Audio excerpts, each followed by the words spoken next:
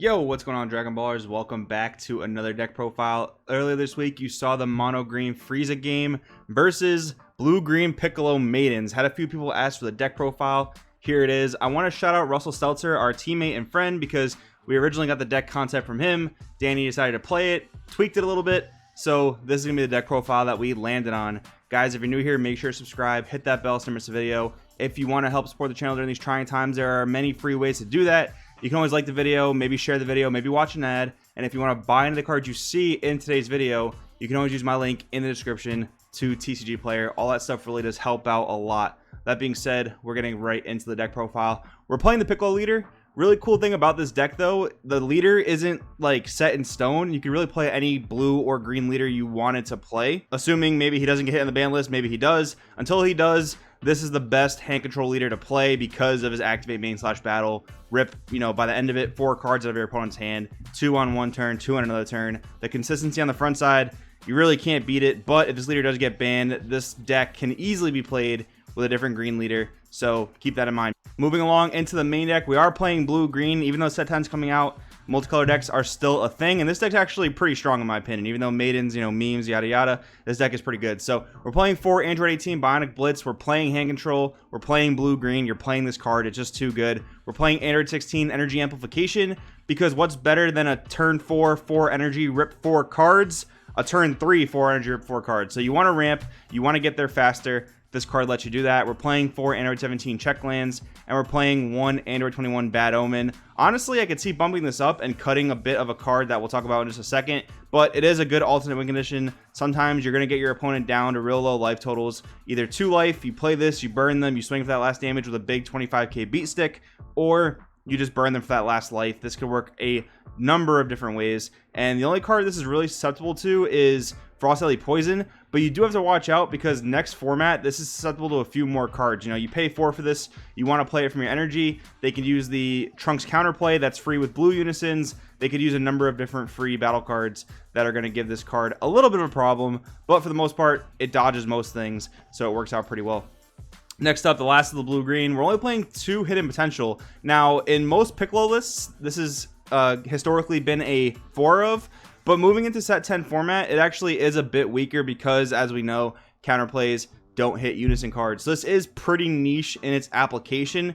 It's still really good though. Hits things like Topo when you're trying to go for games, so that's pretty relevant. Hits Raiders Warcry. So it is still a very good card. We're only playing 2. I could definitely see sideboarding more copies though, for sure. Son Goku, Son Gohan, Sands of Earth. We're playing 4 here. This was one of the cards I could see cutting down just a little bit to play maybe 1 more Bad Omen, playing through this 1 Bad Omen, but Danny was playing 4 Son Goku, Sands of Earth, and it is really good because you're playing blue-green, you have excess energy all the time. It's kind of just what blue-green does, and you're playing Android 18 Bionic Blitz. So combo that, your opponent loses a card, bring this into play, your opponent loses another card, and this is our main source of removal in this deck. It is kind of weird that, it puts the card in your opponent's energy so they get some more energy to work with. That is actually relevant in certain matchups. Like I remember when we were playing a similar deck against my blue Vegito deck, and he put an extra card in my energy, and it gave me enough energy to play my Gotenks Unison and kind of go in. So you do have to be watchful of that. The nice thing is you don't have to put a battle card in your opponent's energy, so you can just play it for the hand rip, and that's really good too if your opponent doesn't have a board,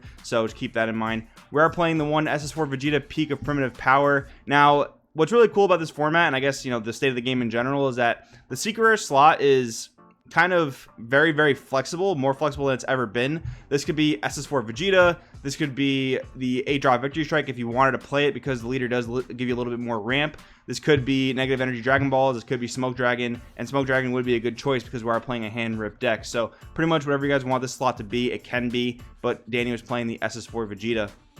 Only true blue card in the deck, 3 Sensubine. Talked about it before. It's one of those cards that you can trim down nowadays just because of the way the game is. It is really good against aggro. Definitely want to consider sideboarding the 4th copy. That's kind of important in certain matchups. Sells Earth-Destroying Kamehameha. This is a $14 card nowadays. It is one of the best cards in green for hand destruction, and like I said, only 1 true blue card in the deck, so you're always going to have green energy charged. But a nice budget alternative to this is Piccolo Special Beam Cannon. Back in the day in pure blue-green Piccolo hand control, not like a Maidens build, they were playing 4 of this, and 4 Piccolo Special Beam Cannon. This list is not playing Piccolo Special Beam Cannon, so if you wanted to forego the Cell's Earth Destroying Kamehameha, a good budget alternative would be Piccolo Special Beam Cannon. Just wanted to let you guys know. You lose out on 5k combo power, but it doesn't really matter in the grand scheme of things. It is a good budget alternative. 4 Sacrifice. Now, Danny chose to play 4 Sacrifice. It is like a no-nonsense negate. You stop any attack you want to stop, and there's really nothing that your opponent can do about it.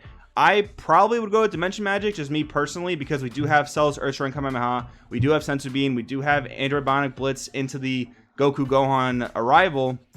So I would probably value the extra energy on tap, but Danny likes the no-nonsense negate, so he's playing 4 Sacrifice. It is really good too, because sometimes you do have to stop those unison attacks. You can't let them go to combos because they'll get too big, they'll get too beefy, and your arrival doesn't answer them. So the no-nonsense negate is definitely very, very good. Dimension Magic, I would not fault you for playing that either. I think it's another very good choice.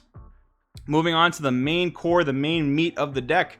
Here is the Maiden stuff. So starting off, we're playing 4 Rabanra and 4 Kakunsa. These are the most high value Maidens you can play in the deck. So Rabanra, if you guys don't know what it does, when this card's played, your opponent chooses 2 cards in their hand and places them in the drop area. Auto, when this card is removed from your battle area by an opponent's skill or KO'd, choose up to 1 green battle card with energy cost of 3 or less in your drop area and play it with its skills negated. So this card is the main thing of the deck. That's what I was talking about before with a 4 energy rip 4 cards. You play Maiden Transformation, which says choose up to 2 Maiden Squadron with energy cost of 4 or less in your drop area and play them.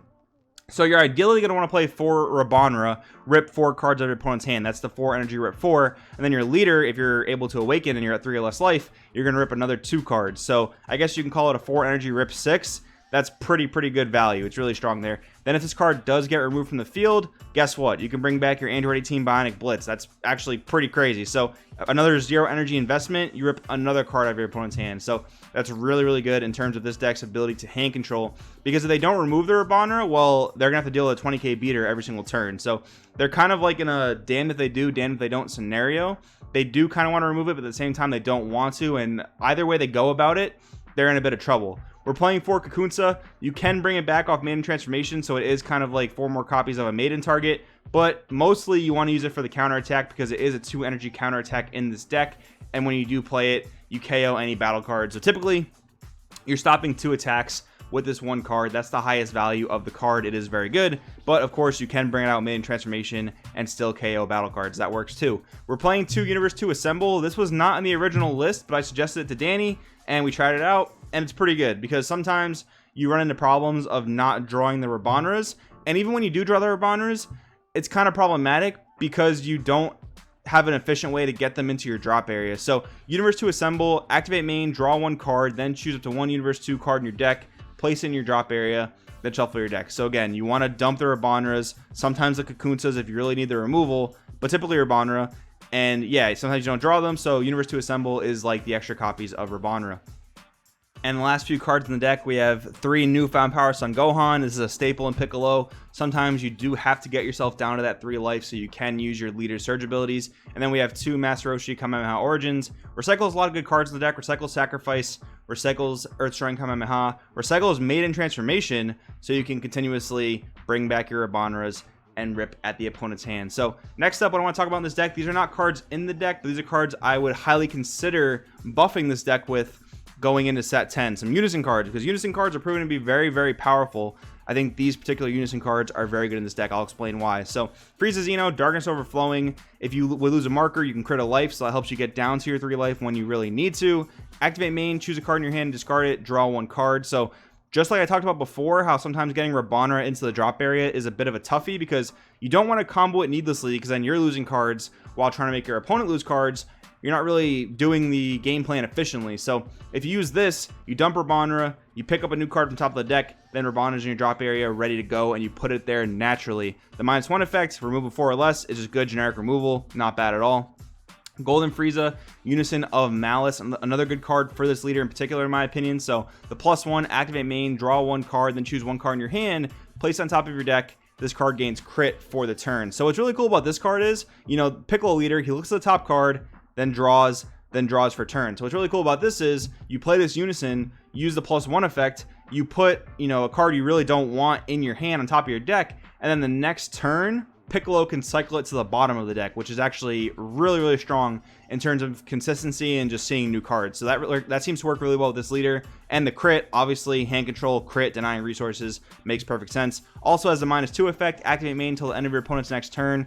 Your opponent can't attack with battle cards unless they choose one of their battle cards with energy cost of 2 or more and place it in the owner's drop area. So that topo-like effect that blue-green never had before. Blue-green never had a topo, never had a Nimbus. This card, this Golden Frieza Unison of Malice, is a card that works like that. So guys, hopefully you enjoyed the deck profile. I hope I gave you enough tips and pointers to kind of customize the deck how you want to.